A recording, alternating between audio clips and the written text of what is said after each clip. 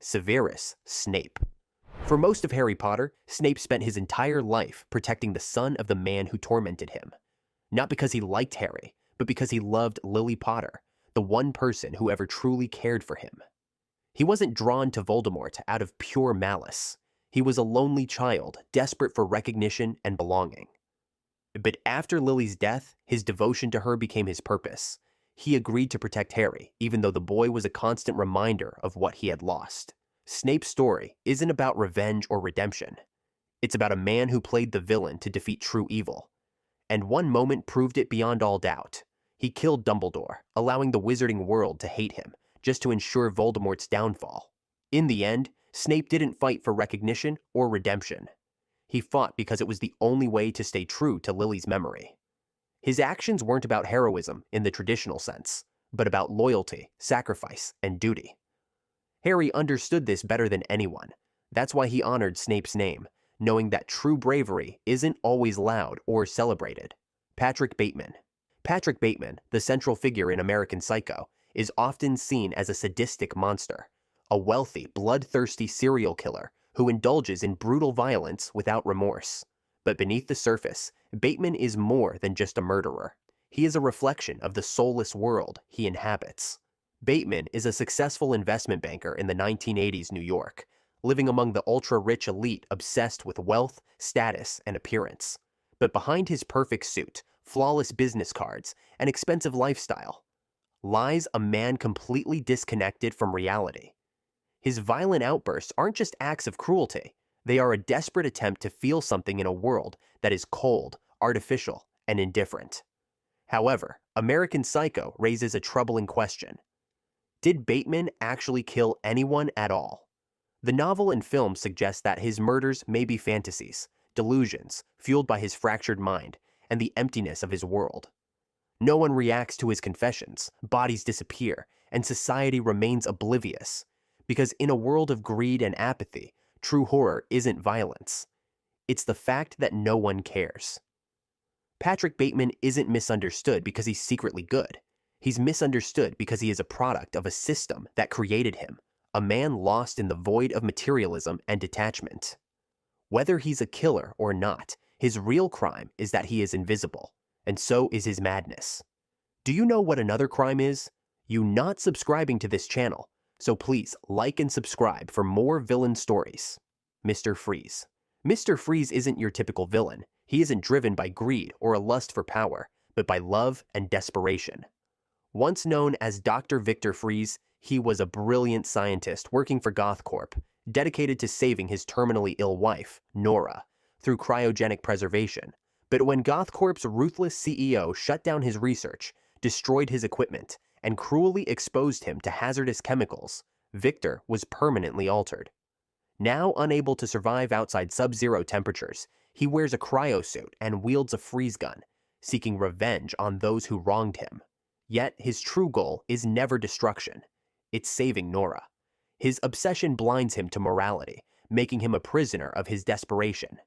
In some versions of his story, Nora is eventually cured, but by then, Victor has become too consumed by his own cold existence. In the end, the real tragedy isn't that he lost Nora. It's that, in his pursuit to save her, he lost himself. It's enough to bring a chill to your spine. Mr. Freeze wasn't born evil. Tragedy forced him into it. Homelander. Homelander is seen as the ultimate villain, power-hungry, cruel, and completely unhinged. But beneath the cape and forced smile lies a man shaped by the system that created him. You think Homelander was born evil? The truth is much darker. He was designed to be a god. Raised in a lab by Vought, he never had parents, love, or human connection. Instead, he was treated like a weapon, conditioned to believe he was superior to everyone. Without real guidance, he never learned empathy, morality, or restraint. Only control. The world sees a hero, but behind the mask, Homelander doesn't fight for justice. He fights for control. He craves love, yet despises those who admire him, because deep down, he doesn't know how to be human. Homelander isn't misunderstood because he's secretly good. He's misunderstood because he was never given a choice to be anything else. A man raised without compassion, forced into a role he never truly understood. He isn't just a villain, he is the inevitable result of absolute power with no one to hold it back, Zuko. Zuko is introduced as the perfect villain, an exiled prince, full of rage, hunting the Avatar to reclaim his honor. But Zuko was never meant to be a villain. His greatest enemy wasn't the Avatar. It was himself. He wasn't hunting Aang out of cruelty. He was doing it because he believed it was the only way to earn his father's love and return home. He was raised in an authoritarian regime, told that power equals respect and that honor comes from obedience. But deep down, Zuko was different. From the very start, his actions reveal something deeper. When Aang surrenders to protect his people, Zuko doesn't attack them. He keeps his word and takes Aang prisoner peacefully. Even at his lowest, he follows a code of honor that sets him apart from true villains. Zuko believes bringing Aang to the Fire Nation will restore his place in the world. But deep down, he's conflicted. He wants to do what's right, but he doesn't know what that means. Over time, Zuko learns that honor isn't something his father can give him. It's something he must define for himself. His true redemption didn't come from a fight. It came from a single moment where he finally made the right choice. His story is one of growth, redemption, and self-discovery, proving that being lost doesn't make you evil. It just means you haven't found your path yet. Medusa.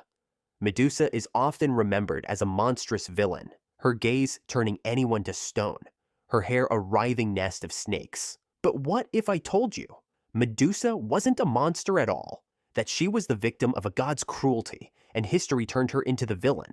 Originally, Medusa was a beautiful mortal priestess of Athena, sworn to a life of purity. But when Poseidon desired her, he attacked her in Athena's temple. Instead of punishing the god, Athena blamed Medusa and turned her into a Gorgon, cursing her with a monstrous form and a deadly gaze.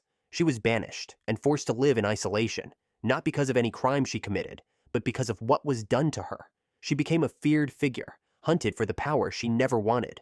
When Perseus beheaded her, it was seen as a heroic act, but in reality, it was the tragic end of a woman who had already lost everything. Even in death, Medusa was never free. Her severed head became nothing more than a weapon for the so-called heroes. Abby. Warning: this part contains spoilers for the game and series. In The Last of Us Part 2, Abby is seen as the villain, the woman who brutally killed Joel. To Ellie, and to many players, she was a monster. But what if Abby wasn't the villain? What if the real monster was the cycle of revenge itself? Abby wasn't always this way. She was once just a girl who loved her father, a Firefly doctor who believed he could save the world by creating a cure from Ellie's immunity, even though it would cost Ellie her life. But when Joel killed him to save Ellie, Abby lost everything. Fueled by grief, she trained relentlessly, seeking revenge. When she finally found Joel, she didn't hesitate. After taking her revenge on Joel, Abby finds herself empty. Violence didn't heal her grief. She begins to question everything she fought for, realizing that revenge only leads to more suffering. When she meets Lev, a young runaway from the Seraphites, she sees someone who, like her, is trapped in a world that won't accept him. Instead of walking away, she betrays her own people to save him, turning against the Washington Liberation Front to protect him and his sister, Yara. Her transformation continues when she risks her life to save Lev from his own people, infiltrating the Seraphite Island during a full-scale war. She fights her former allies, faces down their brutal leader, and ultimately abandons everything she built to keep Lev safe. By the end, when given the chance to kill Ellie, Abby chooses to walk away. Not because Ellie deserves mercy, but because Abby finally understands. The cycle of vengeance will never end unless someone chooses to break it. And she does. The Ice King. The Ice King from Adventure Time is often seen as a goofy antagonist, obsessed with kidnapping princesses. But beneath the madness lies a tragic and misunderstood figure. Long before he was the Ice King, he was Simon Petrikov, a kind-hearted scholar and antiquarian. He was deeply in love with his fiancée, Betty, and dedicated his life to studying ancient artifacts. But everything changed when he discovered a mysterious, enchanted crown. Unaware of its power, he put it on, and that moment sealed his fate. The crown granted him incredible ice magic, but at a terrible cost. It eroded his sanity, filled his mind with voices, and turned him into a danger to those he loved. In one heartbreaking moment, he begged Betty to leave him before he lost control completely. She ran, not because she stopped loving him, but because she had no choice. Over time, Simon disappeared, and the Ice King took his place. A lonely, delusional man, clinging to fragmented memories of love. To us, he's a joke. To himself, he's still searching for something he can never get back. Every villain has a story, and the most misunderstood ones make us question everything. If you want more deep dives into the world's most complex villains, hit that subscribe button and let me know who I should cover next.